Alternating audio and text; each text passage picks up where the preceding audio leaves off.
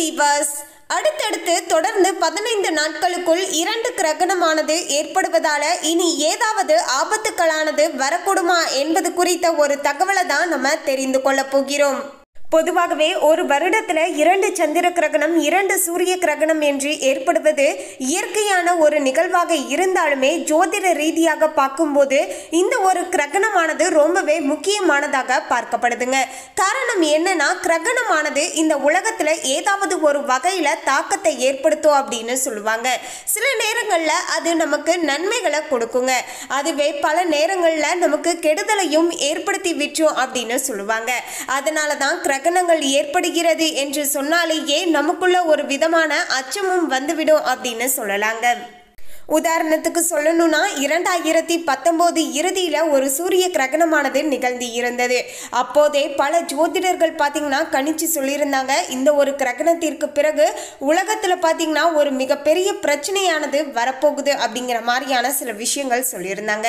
சொன்னது போலவே 2020 தொடக்கத்தில் பார்த்தீங்கன்னா வைரஸ் தொற்றானது ஏற்பட்டு உலக நாடுகளையே ஸ்தம்பித்து நிற்க வைத்தது அப்படின்னு சொல்லலாங்க. அது மட்டும் இல்லைங்க, சில கிரகணங்களானது ஏற்பட்ட உடனேயே பார்த்தீங்கன்னா சில இடங்களில் பார்த்தீங்கன்னா பூகம்பம் எல்லாமே வந்திருக்குங்க. இப்படி பல நேரங்களில் ஜோதிடத்தில் சொன்னது போலவே கிரகணத்திற்கு பிறகு இது போன்ற சில எதிர்மறையான தாக்கங்களையும் நம்ம சந்தித்து இருந்திருக்கோங்க. ஸோ அந்த வகையில் தான் இனி வரப்போகின்ற நாட்களில் அடுத்த 15 நாட்களுக்கு உள்ளாகவே 2 கிரகணமானது ஏற்பட போகிறது. அதாவது ஃபர்ஸ்ட் பார்த்தீங்கன்னா சந்திர கிரகணம், அடுத்து பார்த்தீங்கன்னா சூரிய கிரகணம் என்று இந்த 2 கிரகணங்களும் ஏற்படுவதன் விளைவாக இனி நல்லது நடக்கக்கூடுமா, இல்லை என்றால் ஏதாவது பிரச்சனைகளானது வரப்போகுதா, இதை குறித்து ஜோதிடர் என்ன சொல்றாங்க அப்படிங்கிற எல்லா விஷயத்தையும் டீடைலா தெரிந்து கொள்ளலாங்க.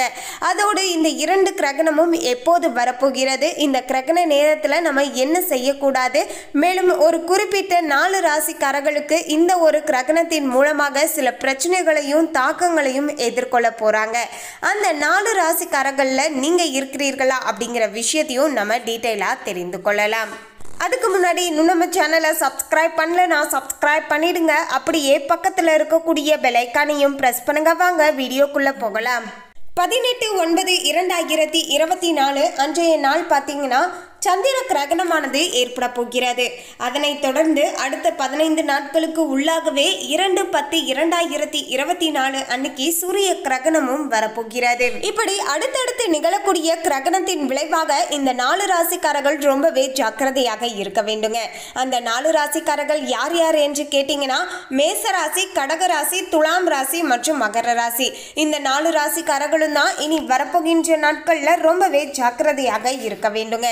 இந்த கிரகணத்தின் விளைவாக உங்களுடைய தனிப்பட்ட குடும்ப வாழ்க்கையாக இருந்தாலும் சரிங்க, தொழில் சார்ந்த வாழ்க்கையாக இருந்தாலும் சரிங்க, நிறைய சவால்களை சந்திக்க வேண்டிய ஒரு சில சூழ்நிலைகளானது உங்களுக்கு உருவாகி இருக்கிறது. அதற்கு தகுந்தாற் போல நீங்க நடந்து கொண்டால் உங்களுக்கு ஏற்படக்கூடிய பிரச்சனைகளை நீங்க ஈஸியா தவிர்த்து கொள்ளலாம். மேலும் பொதுவாகவே முன்னோர்களுக்கு மரியாதை செலுத்தக்கூடிய அற்புதமான நாளாகத்தான் இந்த அமாவாசை திதியானது இருக்குங்க. அதிலேயும் மகாலய பட்சம் நடைபெற்று முடியக்கூடிய தினத்துல வரக்கூடிய மகாலய அமாவாசை தினமான அக்டோபர் 2ஆம் தேதியில தான் இன்றைய ஆண்டிற்கான பார்த்தீங்கன்னா 2வது சூரிய கிரகணமானது நடைபெற போகிறது. இந்த ஆண்டிற்கான மகாலய பட்ச தினத்துல தான் சந்திர கிரகணமானது சூரிய கிரகணமும் ஒரு சேர வருகிறது. மகாலய பட்சமானது செப்டம்பர் 17ஆம் தேதி தொடங்குகிறது. அதன் விளைவாக செப்டம்பர் 18ஆம் தேதி அன்றுதான் சந்திர கிரகணமானது ஆரம்பமாக போகிறது. அதன் பிறகு பார்த்தீங்கன்னா மகாலய பட்சமானது அக்டோபர் 2ஆம் தேதி முடிவடையக்கூடும். அந்த முடிவடையக்கூடிய அக்டோபர் 2ஆம் தேதி அன்றுதான் பார்த்தீங்கன்னா இந்த முறை நமக்கு சூரிய கிரகணமானது வரப்போகிறது. அதாவது மகாலய பட்சம் தொடங்கக்கூடிய தினத்தில் சந்திர கிரகணமும் மகாலய பட்சம் முடிவடையக்கூடிய தினத்தில் சூரிய கிரகணமும் நமக்கு ஏற்பட போகிறது. இந்திய நேரத்தின்படி இந்த ஆண்டுடைய சூரிய கிரகணமானது அக்டோபர் 2ஆம் தேதி இரவு 9:13 மணிக்கு தொடங்கி 3:17 மணிக்கு பார்த்தீங்கன்னா முடிவடைய ஆரம்பிக்குங்க. அதாவது இந்திய நேரத்தின்படி இரவு 9:12 மணிக்கு சூரிய கிரகணம் தொடங்குவதன் காரணத்தால இந்தியாவில் இந்த கிரகணத்தை நம்மளால பார்க்க முடியாதுங்க. இந்த ஆண்டு சந்திர கிரகணம் மற்றும் சூரிய கிரகணம் ஆகிய இரண்டுமே 15 நாட்கள் இடைவெளியில ஏற்பட உள்ளதாக சில ஜோதிட ரீதியாக தெரிவிக்கப்பட்டு இருக்குங்க. சாஸ்திரங்களின்படி பார்க்கும்போது 15 நாட்கள்ல 2 கிரகணங்கள் ஏற்படுவது அவ்வளவு நல்ல அறிகுறி இல்லை என்றும் அவர் கூறியிருக்காரு. மேலும் சந்திர கிரகணமானது செப்டம்பர் 18ஆம் தேதி புதன்கிழமை அன்று காலையில 6:11 மணிக்கு தொடங்கி 10:17 மணிக்கு பாத்தீங்கன்னா இந்த ஒரு கிரகணமானது முடிவடைய போகிறது. இதன் காரணமாக இந்தியாவில் மேற்கு பகுதிகளில் மிக குறைந்த நேரம் மட்டுமே இந்த ஒரு கிரகணத்தை பார்க்க முடியும். அதுவும் இந்த கிரகணம் தெளிவற்ற சந்திர கிரகணம் என்பதால கிரகணத்தை பார்ப்பது கொஞ்சம் கடினமாகவே இருக்க கொடுங்க. சோ இந்த ஒரு கிரகணத்தின் விளைவாக மேசராசி நேயர்கள், கடக ராசி, துலாம் ராசி மற்றும் மகர ராசி இனி வரப்போகின்ற நாட்கள்ல இந்த ஒரு கிரகணத்தின் விளைவாக நீங்க ரொம்பவே ஜாக்கிரதையாக இருக்க வேண்டுங்க. மேசராசி நேயர்களே, மேசராசி அன்பர்கள் தங்களுக்கு நெருக்கமான ஒருவருடனான உறவுல பெரிய மாற்றங்களை சந்திக்கலாங்க. நீங்க யாரை பார்த்தீங்கன்னா ரொம்பவே உங்களுக்கு பிடிக்குமோ அவங்க கிட்ட இருந்து சில மனஸ்தாபங்களானது ஏற்பட ஆரம்பிக்குங்க. இதன் மூலமாக ரொம்பவே பார்த்தீங்கன்னா மன அழுத்தத்துல இருப்பீங்க அப்படின்னு சொல்லலாங்க. மொத்தத்துல உங்களுக்கு நெருக்கமானவர்கள் உடனான உறவானது இப்போது பார்த்தீங்கன்னா சில பிரச்சனைகளை சந்திக்கலாம். உங்களுடைய சூழ்நிலையை பொறுத்து இந்த பகுதி சந்திர கிரகணமானது உங்களது உறவை ஆழப்படுத்தது இல்லைனா அதை முற்றிலுமாக முடிவுக்கு கொண்டு வருவதற்கு ஊக்குவிக்கும் அப்படின்னு சொல்லலாங்க. மொத்தத்துல பார்த்தீங்கன்னா மேசராசி நேயர்கள் உங்களுக்கு நெருக்கமானவர்களுடன் எந்தவித பிரச்சனைகளும் ஏற்படக்கூடாது அப்படின்னு நினைச்சீங்கன்னா சில இடங்கள்ல விட்டு கொடுத்து அனுசரணையாக நடந்துக்கோங்க. எந்த அளவுக்கு ஒவ்வொரு இடத்திலையும் பொறுமையாக இருக்கீங்களோ அந்த அளவிற்கு எந்தவித பிரச்சனைகளும் ஏற்படாமல் உங்களை நீங்க பாத்தீங்கன்னா பார்த்து கொள்ளலாம் அப்படின்னு சொல்லலாங்க. ஏன்னா கோபத்தின் வெளிப்பாடாக உங்களுக்கு ஒண்ணுமே பாத்தீங்கன்னா கிடைக்க போவது கிடையாதுங்க. அதுவே நிதானத்தோடு அமைதியோடு இருந்து பாருங்க. நீங்க எந்த அளவுக்கு அமைதியோடு இருக்கீங்களோ அந்த அளவிற்கு உங்களுக்கு நல்லதும் பாத்தீங்கன்னா அதிகமாக நடக்க ஆரம்பிக்கும். கடகராசி நேயர்களே, கடகராசி அன்பர்களுக்கு தொழில மாற்றங்கள் ஏற்படுவதற்கான வாய்ப்புகளானது உள்ளதுங்க.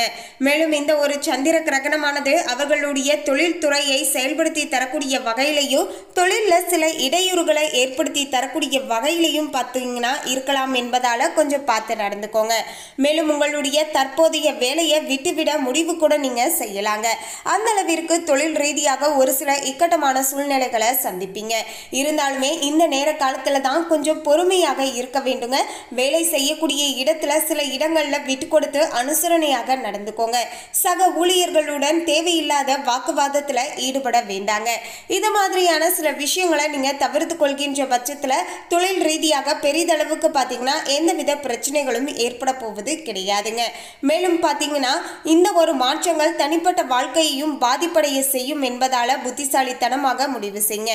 ஏன்னா நீங்க தொழில விட்டுட்டீங்க அப்படின்னா உங்களுடைய குடும்ப வாழ்க்கையை நடத்துவதற்கு நீங்க ரொம்பவே பாத்தீங்கன்னா சிரமப்படலாங்க. சோ இப்படி எல்லா வகையிலுமே பாத்தீங்கன்னா நீங்க தொழிலை விட்டு விடுவதால பல சிக்கல்களை சந்திக்கலாம் என்பதால முடிஞ்ச அளவுக்கு கொஞ்சம் புத்திசாலித்தனமாக இப்போது முடிவு எடுங்க.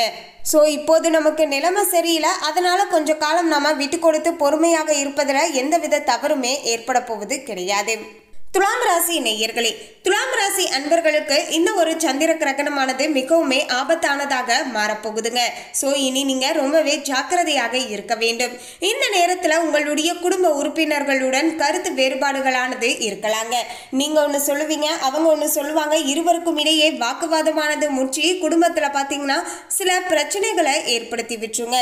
ஸோ முடிஞ்ச அளவுக்கு எந்தவித விஷயமாக இருந்தாலுமே அவங்க என்ன சொல்றாங்க, மற்றவங்க என்ன சொல்றாங்க அப்படிங்கிற விஷயத்தை காது கொடுத்து கேளுங்க. அதே போல நீங்களுமே பாத்தீங்கன்னா நீங்க என்ன சொல்ல வரீங்க அப்படிங்கிற விஷயத்தை கொஞ்சம் பொறுமையாக எடுத்து சொல்லுங்க. இதன் மூலமாக இருவருக்கும் இடையே ஏற்படக்கூடிய சண்டை சச்சரவுகளை தவிர்த்து கொள்வதற்கு உதவியாக இருக்கலாங்க.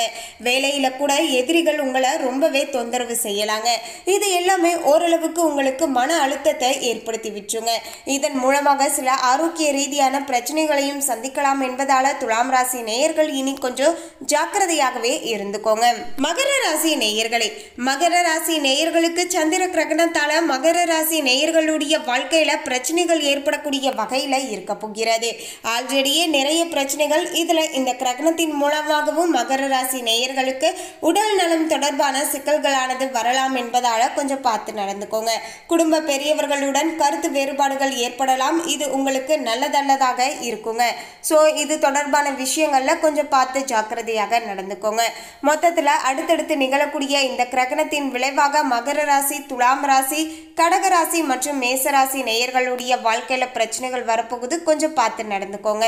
மேலும் இந்த தகவலை பற்றிய உங்களுடைய கருத்தை கமெண்ட்ல பதிவு பண்ணுங்க. இந்த தகவல் உங்களுக்கு பிடிச்சிருந்தா லைக் பண்ணுங்க, ஷேர் பண்ணுங்க. இது போன்ற சுவாரஸ்யமான தகவலை தெரிந்து கொள்ள சேனலை சப்ஸ்கிரைப் பண்ணுங்க. தேங்க்யூ.